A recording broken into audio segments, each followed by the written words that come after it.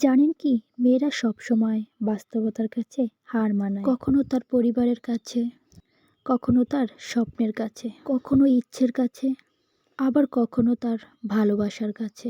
জানেন কি, একটা মেয়ে তার জীবনের প্রত্যেকটা সময় অন্যের জন্য বেঁচে থাকে। জন্মের পর বাবা মায়ের জন্য, বিয়ের পর স্বামীর জন্যে, সন্তান হবার পর সন্তানের জন্য।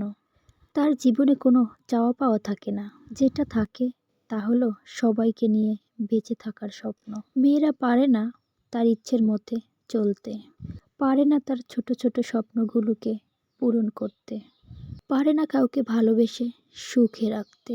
যদি বাবা মায়ের কথা মতো চলে তাহলে সে খুব ভালো মেয়ে, আর যদি বাবা মায়ের অবাধ্য হয়ে চলে তাহলে সে খুব খারাপ।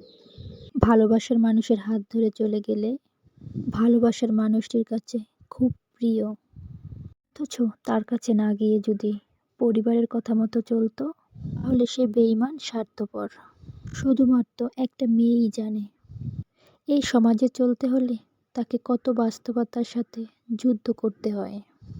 মেয়ে মানে কিছু করার আগে হাজারবার চিন্তা করতে হয়, এই সমাজ কি বলবে। মেয়ে নামক শব্দটির অর্থ এক একজনের কাছে এক এক রকম হয়। কারোর কাছে প্রতারক, কারো কাছে বিশ্বাসঘাতক, কারো কাছে স্বার্থপর। আসলে মেয়েরা স্বার্থপর, প্রতারক, বিশ্বাসঘাতক কিছুই না। মেয়েরা যদি প্রতারক হয় তাহলে কোনো সন্তানই এই পৃথিবীর মুখ দেখতো না। ভিডিওটি দেখার জন্য ধন্যবাদ।